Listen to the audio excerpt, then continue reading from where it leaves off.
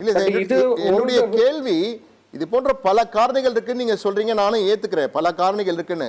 ஆனா அந்த பல காரணிகளை தீர்வு கொடுக்கிற மாதிரி இல்லையே சார். இந்த வாட்டி வெறும் கடன் மட்டும் போதுமா? அது அது அந்த அந்த தீர்வு அப்படிங்கிறது வந்து ஒரு ஒரு தீர்வு இல்லை. இப்ப அந்த ஆக்சஸ் டு அவங்களுக்கு கடன் பெறுவது அப்படிங்கிறது ஒரு விஷயம். அது வந்து கடந்த காலங்களில் அந்த கோவிடுக்கு பிறகு அவர்களுக்கு கடன் வாங்க முடியல, வங்கிகள்ல கடன் பெற முடியல, கொடுத்த கடன் திருப்பி கொடுக்க முடியல, புதிதாக கடன் பெற முடியல அப்படிங்கிற விஷயங்கள் இருந்தது. அதற்குண்டான தீர்வுகள்லாம் வந்துகிட்டு இருக்கு.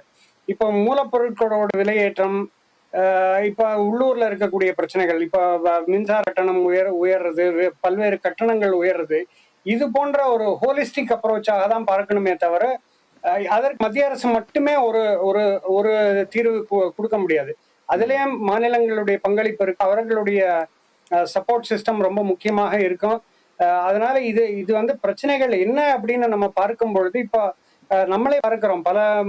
பல நிறுவனங்கள் வந்து வேறு மாநிலங்களுக்கு செல்வதெல்லாம் அது என்ன அடிப்படையில் நடக்குது? ஏன்னா அங்க அந்த போகக்கூடிய மாநிலங்கள்ல சிறப்பு சலுகைகள் கிடைக்கிறதுனாலதான் மாநிலம் விட்டு மாநிலம் போகக்கூடிய சூழல்லாம் பார்க்கிறோம். அதனால ஆனா அது சிறு குறு ஒன்று தொழிற்சாலை இல்ல சார். சிறு குறு நடுத்தர தொழிற்சாலைகள் போகிற பெரிய தொழிற்சாலைகள் தான் மற்ற இல்ல மாநிலங்கள் நிறைய. இப்போ நீங்க கோயம்புத்தூர் இல்ல நிறைய திருப்பூர் கோயம்புத்தூர் நிறுவனங்கள் எல்லாமே இப்ப இப்ப ரீசெண்டா இல்ல, கடந்த 2-3 ஆண்டுகளாகவே பார்த்துட்டு வரோம்.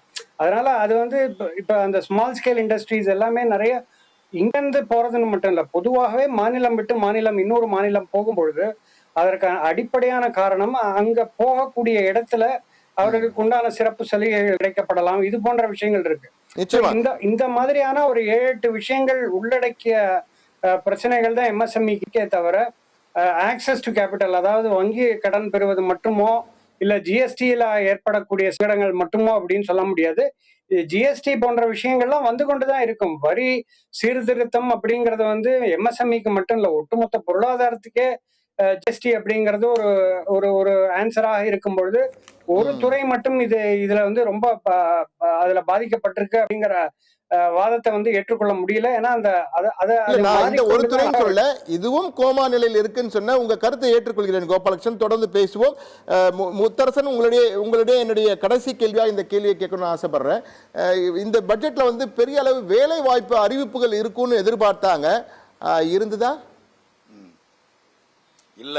இப்ப நீங்க ஐயாட்ட ஒரு முக்கியமான கேள்வி கேட்டீங்க. சிறு குறு நடுத்தர தொழில் சங்கம் ஒரு கேள்வி கேட்டீங்க. ஐயா நிறைய விளக்கம்லாம் சொல்லியிருக்கிறாங்க. நான் அதை மறுக்கல.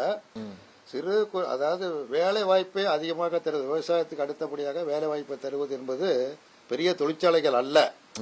அது தோற்றத்திற்கு 1500 பேர் வேலை செய்யறாங்க, 2000 பேர் வேலை செய்யறாங்க, தோற்றத்துக்கு தெரியுமே தவிர அதிக வேலை வாய்ப்புகளை தருவது சிறு குறு நடுத்தர தொழில்கள் தான். அது கொரோனாவில் பாதிக்கப்பட்டதுலேருந்து அந்த பாதிப்புலேருந்து இன்னை வரைக்கும் மீறல. பல இடங்கள்ல மூடுவிழா நடத்தினது மூடுவிழாவே இருக்குது. கடைக்கு அந்த நிறுவனங்களுக்கு முன்னால போர்டு தொங்குது, வாடகைக்கு விடப்படும் அல்லது விற்பனைக்கு என்று தொங்கிக்கிட்டு இருக்கு. அப்ப அந்த பாதிப்பில் இருந்து மீட்க வேண்டிய பொறுப்பு யார் பொறுப்பு? ஒன்றிய அரசாங்கத்துக்கும் இருக்கு, மாநில அரசாங்கத்துக்கும் அந்த பொறுப்பு இருக்குது.